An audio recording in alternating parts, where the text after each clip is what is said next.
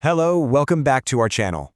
We're jumping straight back into the world of Shadow Slave today with our explainer for episode 14, Child of Shadow. So let's not waste any time and get right into the story. Set the scene with me for a second. We're on a dark, jagged mountain cutting right into the night sky. The freezing winds are just howling, and we have this incredibly tense standoff outside a cave between Sunny and Gregor.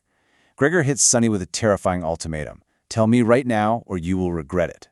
But Sunny's reaction is just chillingly silent. Because he's pulling a massive gamble here. He knows he can't win a physical fight against Gregor, right? So instead, he's banking everything on a tiny silver bell he rang just moments ago. A bell that echoes for miles.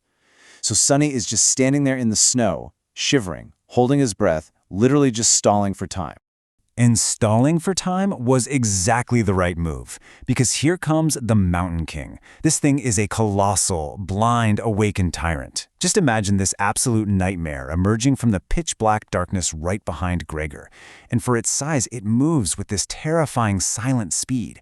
Gregor finally realizes what's creeping up on him and tries to swing his sword, but man, it's completely useless. The monster literally ignores the blade. It snatches Gregor up in its massive hand with this unbreakable iron grip.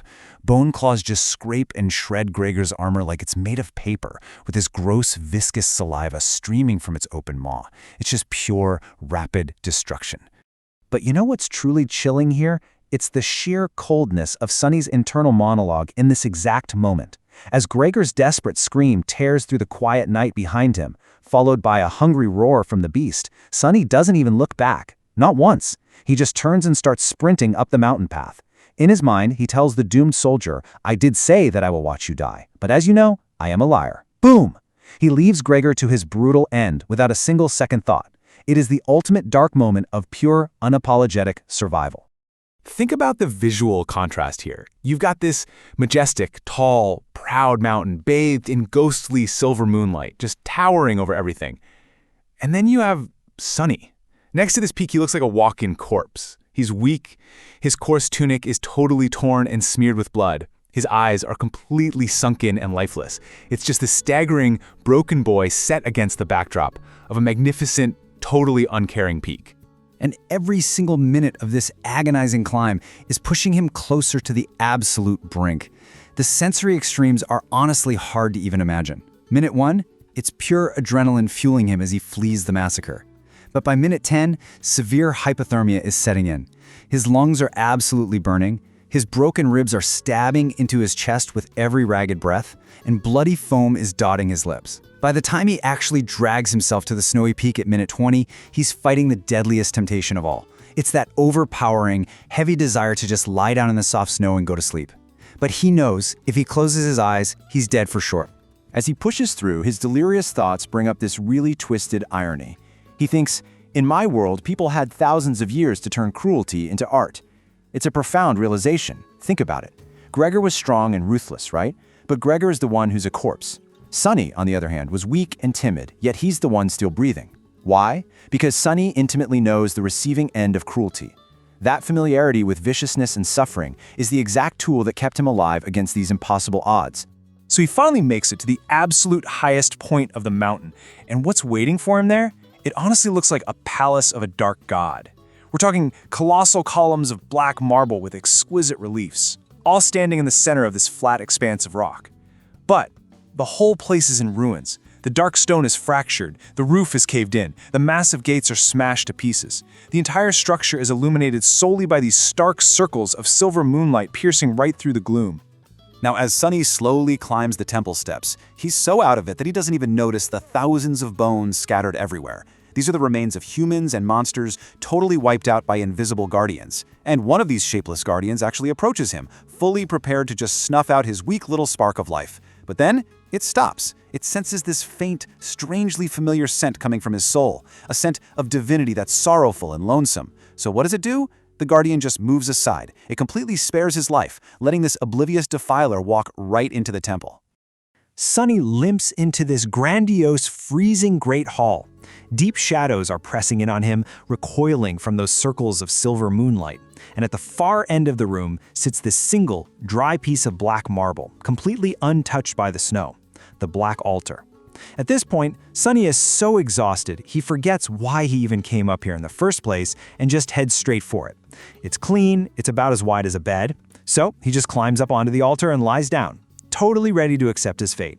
He fully believes he's going to die right here, and honestly, his mind is at complete peace with it. But of course, the nightmare isn't over yet.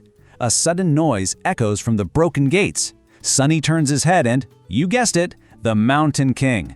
It tracked him all the way up the mountain. Imagine the sheer terror of this thing. 5 blind eyes staring into the dark, these awful worm-like shapes frantically moving under its revolting skin, and that open, salivating maw sniffing the air.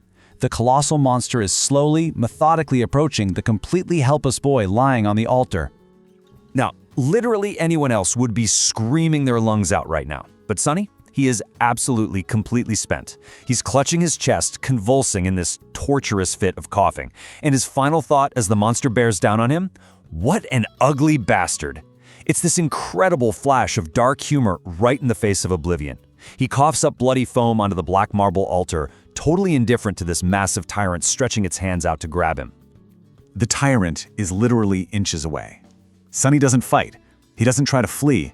He just thinks, well, I guess this is the end. But then, at the absolute very last second, a booming ancient voice suddenly resonates through the dark, ruined hall. It's the voice of the spell. And it says, "You have offered yourself as a sacrifice to the gods. The gods are dead and cannot hear you. Your soul bears the mark of divinity. You are a temple slave." The voice keeps going, and it reveals something completely shocking. The shadow god stirs in his eternal slumber, sending a blessing from beyond the grave to a, quote, child of shadows. Guys, this is divine intervention at its absolute most terrifying. Because right before Sunny's astonished eyes, those deep shadows crowding the Great Hall suddenly surge forward. The darkness itself literally comes alive. And then it gets torn apart. That is literally the only way to describe what happens next. These tentacles of living darkness entangle the Mountain King's colossal arms and legs. The mighty tyrant struggles, thrashing around with all its unbelievable strength trying to break free. But come on, how can even an awakened tyrant resist the actual power of a god? The shadows mercilessly drag the Mountain King back, pulling its massive body in completely different directions with this unstoppable, crushing force. The execution here is just sheer brutality. The Mountain King opens its maw and lets out this furious howl, but a split second later, its body literally ruptures into a crimson torrent. Blood and viscera just crash onto the pristine temple floor. Severed limbs scatter across the black marble. In the blink of an eye, this horrible, seemingly invincible creature is dead, and the ruined temple falls completely dark and silent once again. So Sunny is just left alone in the dark, blinking in pure shock at what just went down. And then the spell whispers its final, chilling message to him. You have slain an awakened tyrant, Mountain King. Wake up, Sunless. Your nightmare is over. Prepare for appraisal. What an incredible moment of validation for him. He actually survived the impossible. Against all odds, this weak, battered boy successfully slayed an awakened tyrant and lived to tell the tale. But as we wrap up this explainer, we're left with a pretty haunting question. What is the real price of the Shadow God's blessing? Sunny's first reaction to surviving isn't relief, it's disbelief and this deep sense of dread. Surviving this way comes with some extreme complications. He's just been pledged to a dangerous, unknown god that he knows absolutely nothing about. What's going to be expected of him? Who exactly is this powerful Shadow God? It leaves us, and certainly Sunny, deeply unsettled. If you like the story, please like and share it, and subscribe to the channel to watch future episodes. Thanks for watching.